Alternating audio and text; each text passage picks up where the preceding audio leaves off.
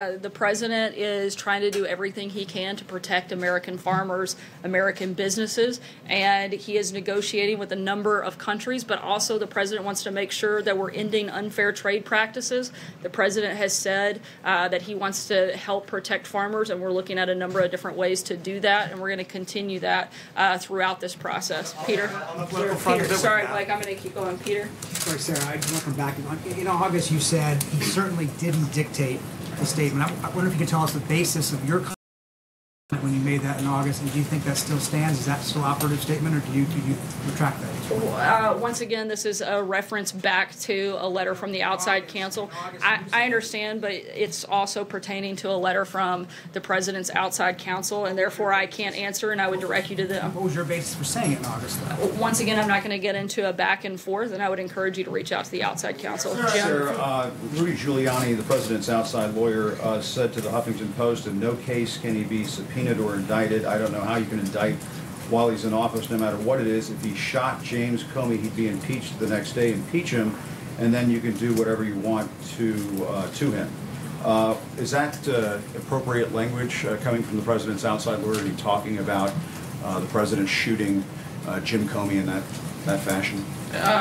You would have to ask Rudy Giuliani about his specific comments, but thankfully the president hasn't done anything wrong, and so we feel very comfortable in that. Josh, Sarah, go ahead, Josh. If I could ask a follow-up question. Sorry, keep going. If I could Josh, ask a follow-up question, who are these? Not today, Jim. Well, go ahead, others Josh. have had follow-up questions. They haven't actually. Go ahead, Josh. They have had follow-up questions. If I could ask who these legal scholars are that you are I'm going to citing, direct the question to Josh. Go ahead. If you're saying for one thing from the podium that it wasn't dictated by the president, and his lawyers are saying something entirely different, contradicting, how are we supposed to know what to believe? How can we believe what you're saying from the podium if his lawyers are saying it's entirely inaccurate? Once again, I can't comment on a letter from the president's outside counsel. I direct you to them to answer it. John? But Sarah, the words are literally, you said he did not dictate. The lawyers said he did. What is it? I'm not going to respond to a letter from the president's outside counsel. We've purposely walled off, and I would refer you to them for comment. John? Thank you, Sarah. Question about pardons. 11 days ago, the president issued the posthumous pardon for boxing great Jack Johnson. The leading proponents of this for more than a decade have been Congressman Pete King in the House and Senator John McCain in the Senate, both big boxing fans. Senator McCain tweeted his support for the pardon. Will the president use this opportunity to call Senator McCain and try and patch things up with him at this moment in his life? I'm not aware of a scheduled call, so I wouldn't want to get ahead of that. Sorry, Philip? Sarah, thank you. I just want to check something with you. What in the tariffs that were imposed against Canada reinforced the U.S. national security? I'm sorry, what was the last part of the question? You know, the tariffs that were imposed against Canada, aluminum and steel, what in that reinforced the U.S. national security?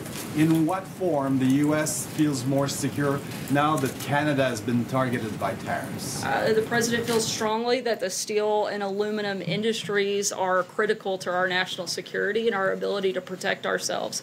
And that would be that reference point in the 232. Hallie? Sarah, thanks. The special counsel didn't seem so unconstitutional when the president was calling on one to investigate his political opponent during the campaign. So is it only unconstitutional if the president doesn't like it? Once again, the president's made his views on this point clear. I don't have anything else to add. Jennifer? About the constitutionality of it, Question for you, Sarah. Thank you. The president on Friday said that he's open to bilateral deals with Mexico and Canada. Is he still leaning towards bilateral deals as he heads up to Canada at the end of this week, or is he still thinking, or is he thinking that he'd like to save NAFTA and just renegotiate? As the president said, he's open to it, but we're in ongoing negotiations. Thanks, Sarah. Last week, Missouri Governor Creighton stepped down. Did President Trump or anyone at the White House ever reach out to encourage him to step down? I'm not aware of any conversations directly with the president or with anyone here at the White House. So why not, considering he's the leader of the party? Certainly, we were aware of the issue and felt that this was a decision to be made by the people of Missouri and a local issue. April? Sarah just said the president hasn't done anything wrong and wouldn't need a pardon, but he said in his tweet that he has the absolute right to pardon himself. Does he assume that special counsel will find him guilty of something?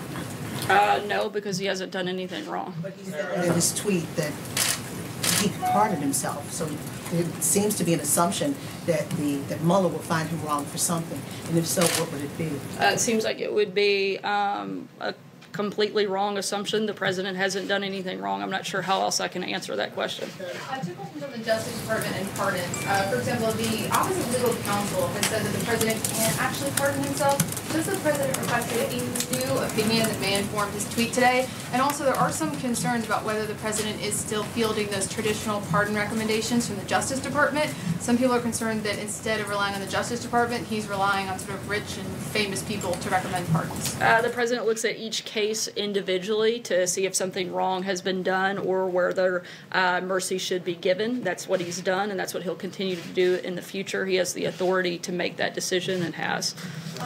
Has he asked for a new OLC opinion? I'm sorry? Has he asked for a new OLC opinion on the pardon power? I'm not aware of an ask or a recommendation, but certainly would reiterate the fact that the president hasn't done anything wrong. Thank you. What does the president think is his top foreign policy achievement in the first 500 days? I think that there have been a number of major foreign policy achievements. Certainly, I think the strengthening of relationships with a number of foreign leaders. I think that the conversation that we're looking forward to having here in the next couple of weeks is certainly a step in the right direction. Moving the embassy in Israel would certainly be on that list, being tough on Russia, being tough on trade, and making sure that countries that have engaged in unfair trade practices are held accountable. Those are just a few, but certainly I think the list is quite lengthy, and we'd be happy to provide some more details. Sarah, can you give us a little bit more background on the pardon process? Is there a process in place at this White House to review pardons? And how did the pardon ideas of Rod Blagojevich and Martha Stewart come up? Is it simply a matter of who can gain the president's ear in order to get a pardon process? Or is there an attorney here in the White House through which these requests are funneled through, which eventually make their way up to the president? Certainly there are a number of attorneys here at the White House, and they review these matters, but ultimately the president looks at each of these cases individually and makes that decision as he has the right to do so. Take one last question. Eamon? Thanks, Sarah. I wanted to ask you about the president's call today with Theresa May, the Prime Minister of Great Britain, who said that the president's tariffs on the EU were, quote, unjustified and deeply disappointing, according to the British readout of their phone call today. That's what she said to the president. How did the president respond to that? The president feels very confident in his decision and will continue to make sure that the unfair trade practices that have gone on for decades do not continue.